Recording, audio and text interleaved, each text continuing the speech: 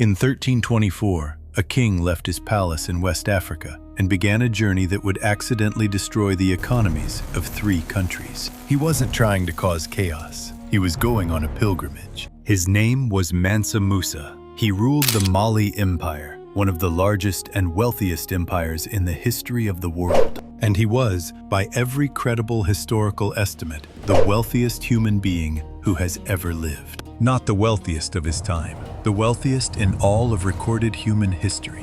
Adjusted for inflation, his fortune makes Elon Musk look like a middle manager. If you've never been taught this in school, you won't be. Subscribe, because this channel covers the history they left out. This is the story of how one man's religious devotion accidentally crashed the economies of Egypt, North Africa, and the entire Mediterranean gold market, and was so rich, he fixed it afterwards by lending money to the people he had ruined. To understand Mansa Musa's wealth, you need to understand what the Mali Empire actually was. In the early 14th century, the Mali Empire controlled more than half of the world's supply of gold. Not West African gold, all the gold in the entire world. It also controlled most of the world's salt supply, which in the medieval world was as valuable as gold itself. Salt preserved food. Salt was currency. Salt was power. The empire's trade routes connected sub-Saharan Africa to North Africa, the Middle East, and Europe. Timbuktu was not a remote outpost.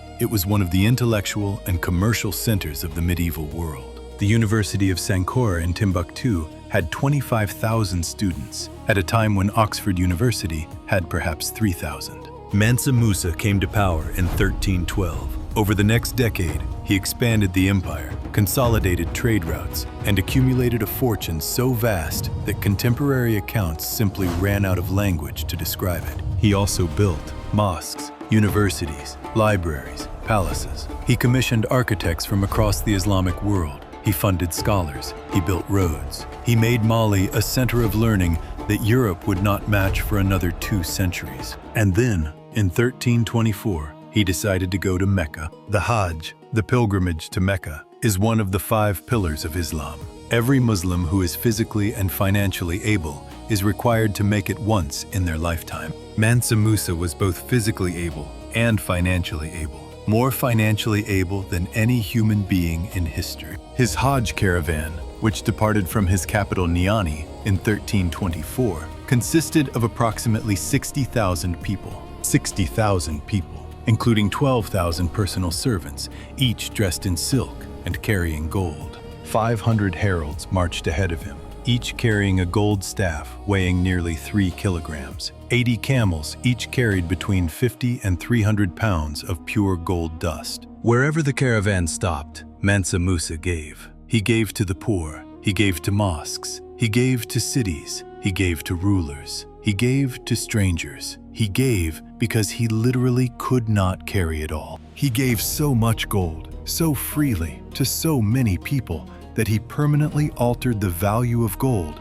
across 3 continents. And he had absolutely no idea he was doing it. The caravan passed through Cairo in the summer of 1324. Cairo was then one of the wealthiest and most commercially sophisticated cities on earth. Mansa Musa stayed in Cairo for 3 months. He spent gold. He gave gold. He paid for goods with gold. He gave gifts of gold to the Egyptian sultan, to officials, to merchants, to mosques. In 3 months, he flooded Cairo's market with more gold than the city had seen in years, possibly decades. And when the supply of any commodity increases dramatically, while demand stays the same, its value falls. Gold lost approximately 25% of its value across Egypt and North Africa within months of Mansa Musa's visit. Merchants who had spent their entire lives accumulating gold savings watched those savings become worth a quarter less almost overnight. The inflation he caused lasted 12 years. 12 years of depressed gold prices across the entire Mediterranean gold market because one man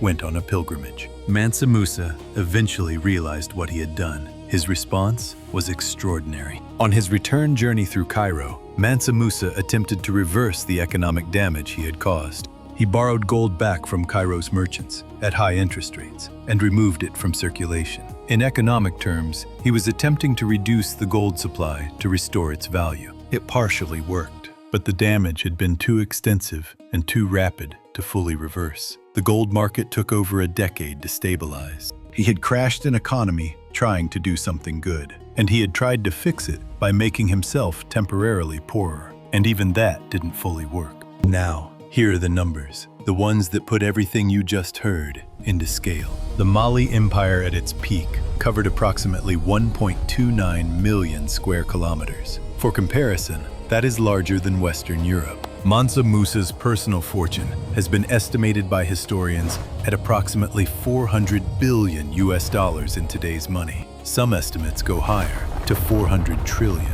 The honest answer is that the number is so large, it is literally incalculable. For comparison, Elon Musk, the richest person alive today, has a net worth of approximately $200 to $300 billion.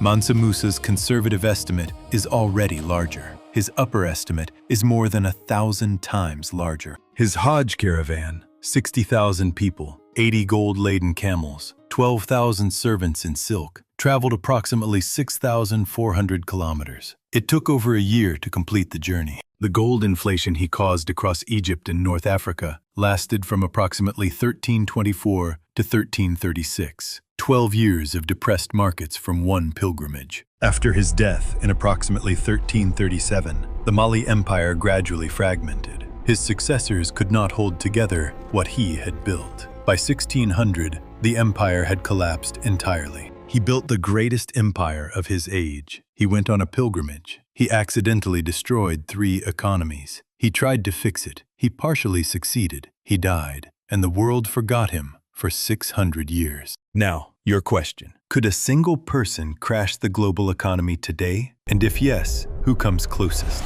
Drop your answer in the comments and subscribe, because this is exactly the kind of history they left out of your education.